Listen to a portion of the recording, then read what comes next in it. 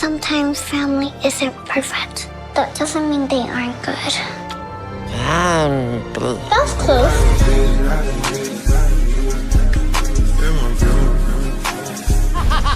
He took the red one.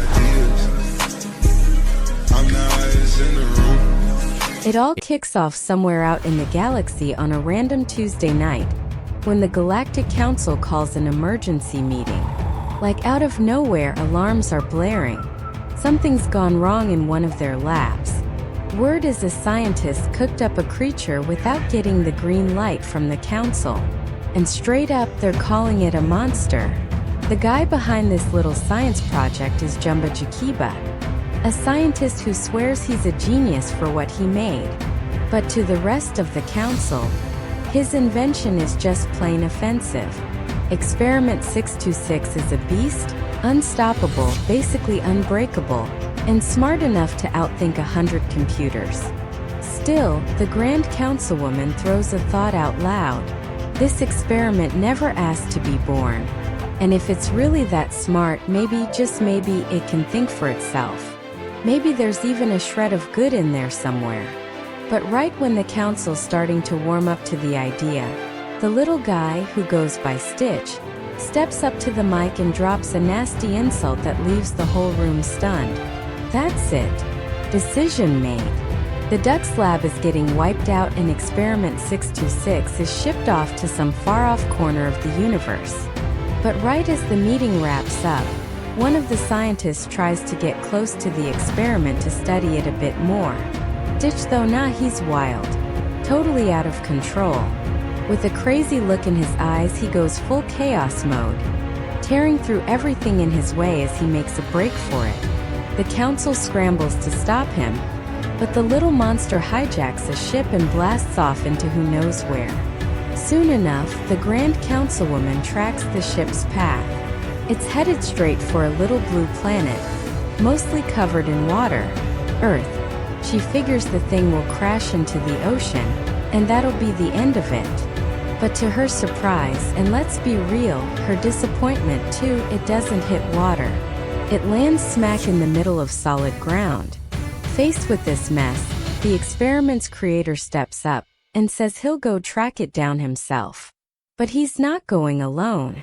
Enter Agent Pleakley, this overly excited alien who thinks Earth is the coolest place ever. According to him, it's got amazing plants, animals, and the fashion is next level. He's been studying the Western Hemisphere, but the real kicker is Earth's protected. It's got humans. So, yeah, the Grand Councilwoman greenlights the mission. Dr. Jumba is going down to Earth, but under strict watch, and he'll be teamed up with Agent Pleakley, who's all in on the mission to bring back the runaway experiment. Now the story shifts to Earth.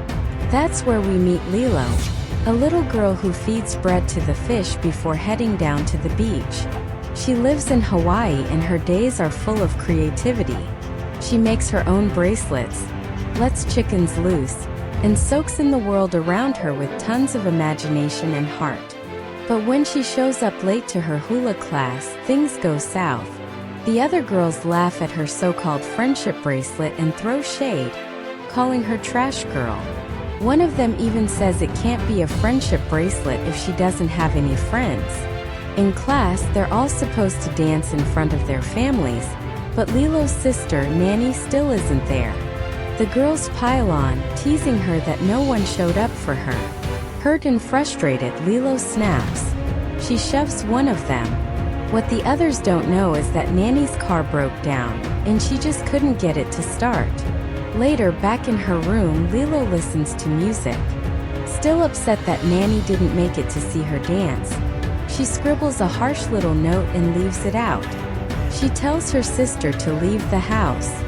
She's hurt, disappointed, and that's exactly when the social worker shows up to check on the state of their home and see how things are going.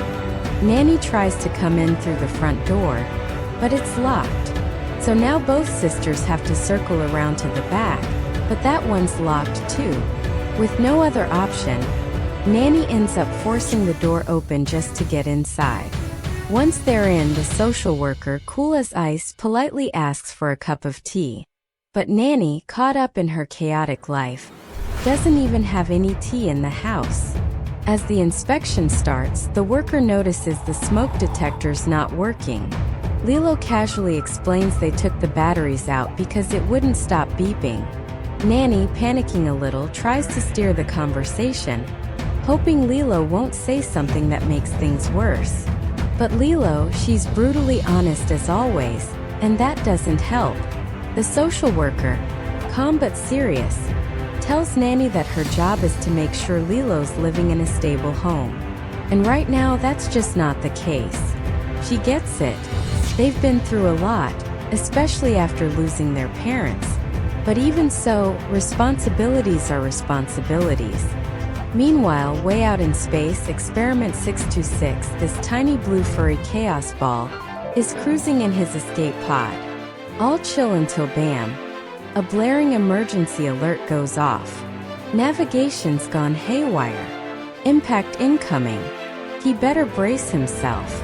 Back on Earth, things start to ease up a bit between the sisters.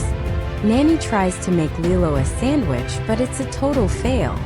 The thing tastes so weird, Lilo won't even take a bite. During dinner, Lilo quietly confesses she pushed one of the girls at class and then asks, worried, if that makes her a bad kid. Nanny, soft and loving, tells her, no, of course not. She's just going through a tough time. And no matter what, she'll always be there for her. Always. Lilo, holding back tears, says something that hits right in the heart. You're a better sister than Mom. Later that night, just as they're about to fall asleep, a shooting star streaks across the sky. Lilo lights up and grabs Nanny, dragging her outside to make a wish. She closes her eyes, and from the deepest part of her little heart, she makes one. She wishes for a real friend, someone who won't laugh at her, someone who won't leave, a best friend forever. At that exact moment, the little blue monster's pod slams into Earth like a meteor. Against all odds, he walks out without a single scratch, right in front of a stunned frog who watched the whole thing go down. Meanwhile, the other agents sent by the Grand Councilwoman are also approaching the planet. But Experiment 626 is already here and not wasting any time. He picks up signs of a nearby wedding, drawn in by the noise, the lights, the colors. No clue what he's walking into. Then zap. He touches a loose wire and takes a full-on electric jolt, but just shrugs it off like it's nothing. Then hops into a little buggy and keeps rolling right past a guy who just stands there frozen, thinking, what the heck did I just see? The adorable but totally chaotic blue monster crashes the wedding like a wrecking ball, sending the whole party into mayhem. His weird look grabs everyone's attention. Guests whip out their phones and start snapping pics like he's some kind of celebrity. But Stitch, he's got one thing on his mind. Cake. He caught a whiff of that wedding cake and his stomach took over. Without a second thought, he launches himself onto the table and starts chowing down. People scream, laugh, and flash photos like it's the red carpet gone wild. Meanwhile, up in space, the galactic agents are still arguing non-stop in their ship, accidentally triggering a bunch of technical glitches. Even with the mess, they manage to land on Earth, thanks to the trail of destruction left behind by the experiment. Back on the ground in all the chaos, the little guy gets launched into the air and ends up under a bus. But as usual, he walks away without a scratch. This dude's indestructible. The agents trying to blend in decide to take on the look of two human teens. And weirdly it works. They blend right in. No questions asked. They check into a hotel. And once they're in the room, one of them drops a sarcastic gem. When a meteor hits your planet, life goes on. Jumba, locked in on finding his creation, opens an interdimensional portal to start the hunt. Thing is, humans, yeah, they've never seen anything like this before. Even though the Grand Councilwoman clearly warned them not to be seen, some random guy catches the whole scene, and he's totally shook by what he just witnessed. Not long after, The local news breaks the story full on urgent coverage about some wild unknown creature spotted the night before. According to the report, the thing's been taken to an animal shelter. Coincidentally, Lilo says she wants to go there, so Miss Tutu agrees to take her, but not without giving one very specific piece of advice. If you see someone with a weird face, spray them in the eyes. At the shelter, the little blue monster is locked up with a bunch of dogs. He tries to talk to them, but it's a total fail. They just bark back at him clueless. Lilo shows up too, but this time they take away the candy she usually brings. Turns out those sweet treats she gave the pups were giving them stomach issues, even though her heart was in the right place. Back in his cage, Experiment 626 catches the scent of something sweet. Cake. That's all it takes. He slips out of his cell, drawn by the smell. But surprise, the agents were already there waiting. They spot him, surround him, and fire off tranquilizer darts. Funny enough, it's not the darts that take him down. No. He tries to make a run for it, trips, hits his head, and knocks himself out cold. When Lilo walks into the shelter's adoption room, the vibe is heavy. Every animal looks heartbroken, whimpering in their cages. Among them, the little blue monster slowly starts to come to. As his eyes flutter open, the first thing he sees is an adoption sign. And in the background, he hears the alien agents bickering. They're arguing about protocol, saying the Grand Councilwoman strictly forbade harming any human. That's when Experiment 626 puts 2 and 2 together. If they can't touch him around humans, then he better become one. Quick thinking and slick, he changes his whole posture, softens his look, pulls a cute face, and pretends to be just a helpless little puppy. Then to really sell it, he looks at Lilo and says, "Hi." Lilo's eyes go wide. She's stunned and completely in love. Without a second thought, she chooses him as her brand new best friend. As they walk out together, the agents try to take a shot anyway, but they know they can't do a thing with humans watching. Pleakley jumps in to stop Jumba from blowing the whole operation, but in the heat of the moment, Jumba just shoots his own partner. Back at home, Nanny sees that Lilo brought in a pet and she's not having it. She's already stretched thin and now there's another mouth to feed. No way. She tells Lilo the dog can only stay one night. Then they're taking it back. Meanwhile, we meet Cobra Bubbles, this mysterious, no-nonsense undercover CIA agent. He and his team are deep into an investigation about a spacecraft that crash-landed not long ago. Despite combing the area, they haven't found a single trace of the thing until a tipster shows up. Someone spotted a strange creature roaming around the night before. That's all Cobra needs to hear. He dives deeper into the case. Later on, Lilo's out enjoying some ice cream, proudly showing off her new pet to the other girls. But like always, they laugh at her. That's when one of them pulls out a toy car and bam! Stitch is instantly obsessed. Eyes locked in, he jumps, hotwires the thing like a pro, and zooms off with Lilo on a wild ride all the way up a local tourist hotspot. Lilo keeps trying to share her world with him, takes him to the beach, plays with him in the sand, does her best to make him laugh, but Stitch not impressed. He's distant, disconnected. Soon after, Nanny picks up both Lilo and her weird new pet to take them to her job. Lilo's been pulled out of hula class. During the ride, Lilo finally gives him a name, Stitch. As they drive off, the undercover agents spot them, but don't make a move. Yet, one of them takes the chance to sneak a little tracking device onto Stitch. The hunt just got real. Once they get to Nanny's job, she heads off to work like usual. That's when David shows up, her friendly, kind of shy neighbor. He starts chatting with Lilo, and without missing a beat, she blurts out, "My sister thinks your hair is cute." David turns bright red and can't hide the smile spreading across his face. Clearly, that made his day. Meanwhile, Stitch is getting bored, and when he's bored, trouble's right around the corner. He starts messing around looking for fun. Lilo tries to keep him in check, but no. He drags her into a full-blown mess. Then he discovers fire and he's hooked. Totally fascinated. He steals a bit of it and starts experimenting like a mad scientist. But his little fire game quickly gets out of hand and boom, accidental blaze, sirens, cops show up. Because of the whole disaster, Nanny gets fired. Lilo's crushed. Nothing can cheer her up. Stitch tries to make her laugh with his usual antics, but this time nothing. Not even a giggle. Elsewhere, the Grand Councilwoman checks in with the agents. They report they still haven't captured the experiment, but they're hot on his trail. She's clearly running out of patience and reminds them again to keep things low profile. But right in the middle of the call, the two agents crash into each other like total amateurs. The councilwoman facepalms and half-joking says, "Maybe we should just blow up the planet and call it a day." Later that night, Nanny comes home exhausted.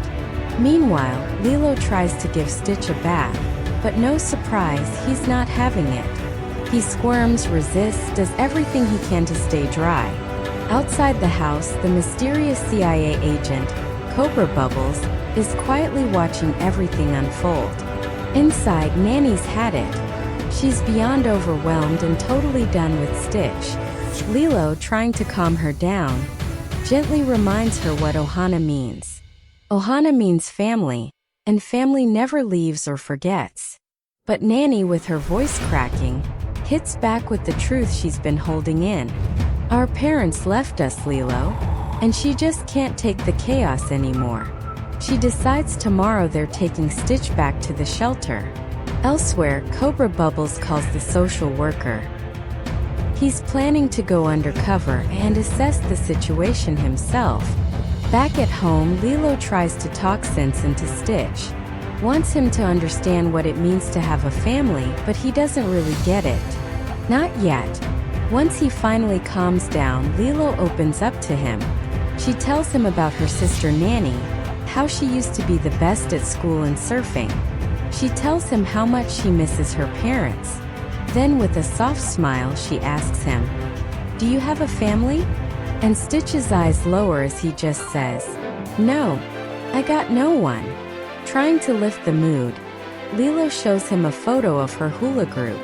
Then she starts teaching him a little dance. Bit by bit, something starts to change in Stitch. You can see it, especially when Lilo gives him a soft kiss on the nose. That tiny gesture of love. It hits him deep. The next morning, Nanny's rushing to a job interview. She grabs Lilo and Stitch and heads out the door in a hurry. But just as they're leaving, who shows up? The social worker. This time with Cobra Bubbles by her side. The social worker lays into Nanny, warning her that if things don't improve, she could lose custody of Lilo.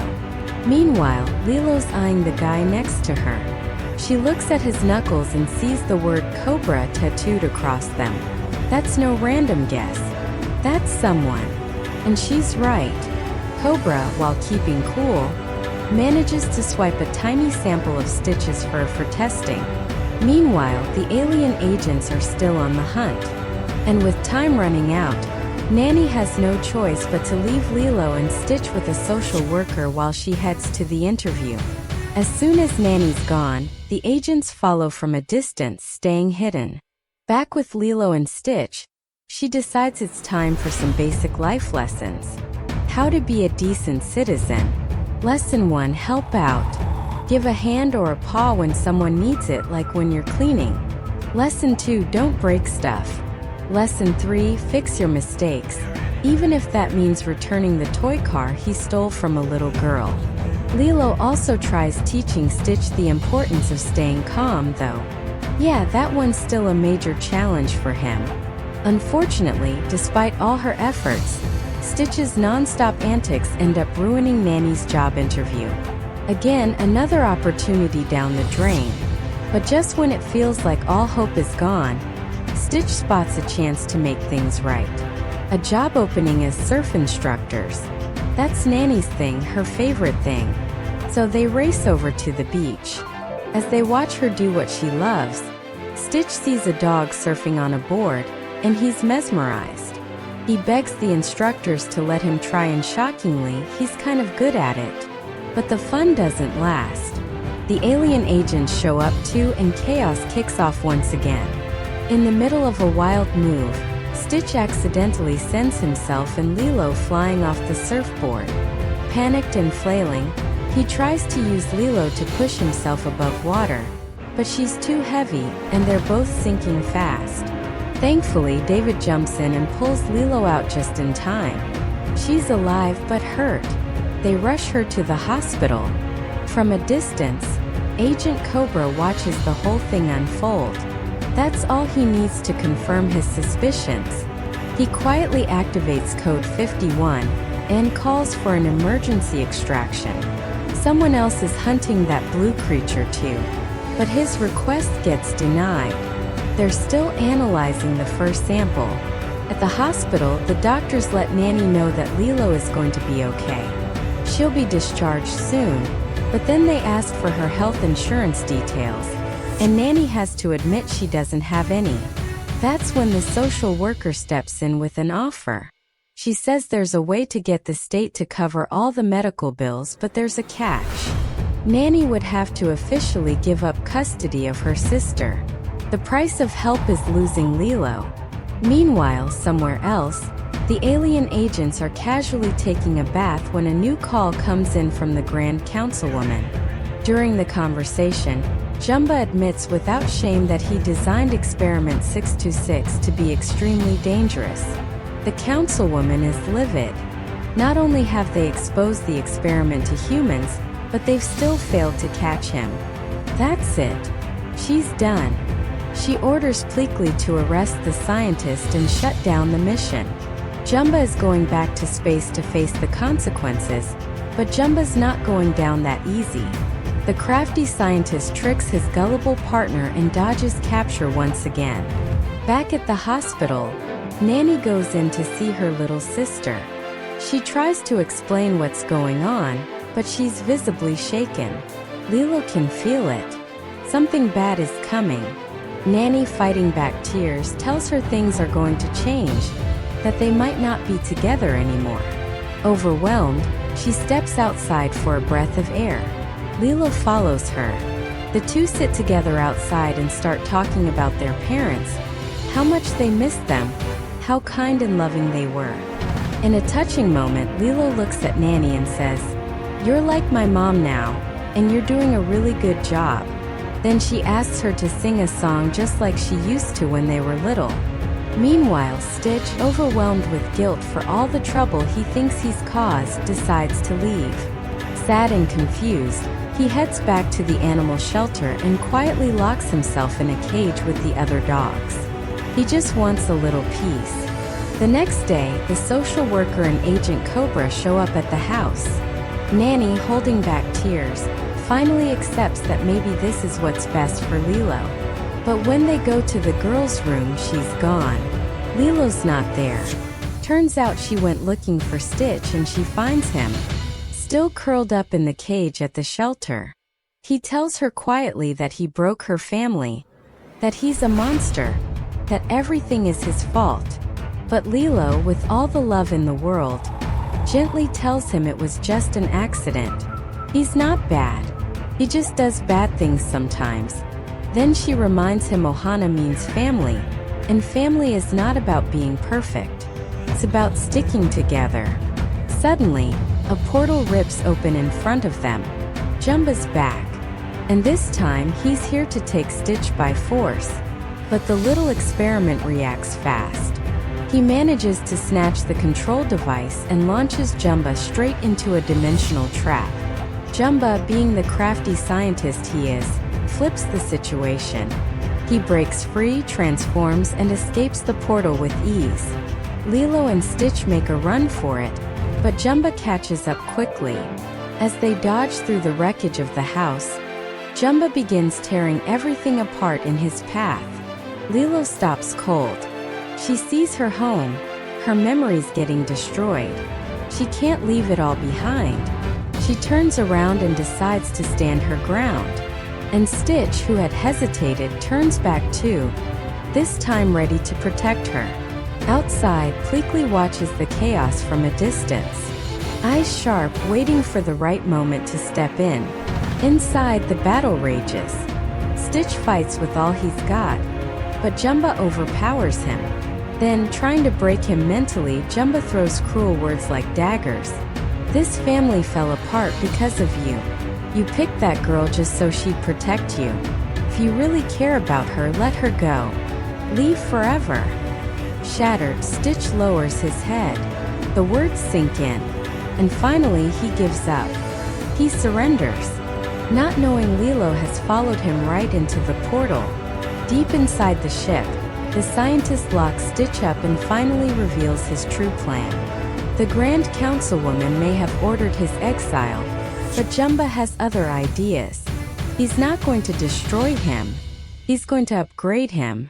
He tells Stitch he'll turn him into a brand new experiment. Number 727. Stronger, deadlier, and even more evil. Back at the now destroyed house, everyone's scrambling to find Lilo, but she's nowhere to be seen. That's when Pleakley drops the truth. Both Lilo and Stitch went through the portal, and they're now aboard an alien ship that's seconds away from taking off. Agent Cobra Bubbles confronts Jumba head-on. He's had enough. With all the evidence he's gathered, he accuses Pleakley of being an alien and declares he's taking him in for questioning at a secure facility, but Pleakley pleads his case. Claims he's harmless, just a scientist. Totally not dangerous despite everything he's done. Then Cobra gets a call from the lab analyzing Stitch's fur sample. They confirm it. Whatever creature it came from, it's not part of any known Earth species. That changes everything. Nanny, David, and the others beg Cobra to act now. Forget protocol. They need to save Lilo before it's too late. Aboard the ship, Lilo is still locked up while Stitch, restrained as well, starts thinking fast. He comes up with a plan.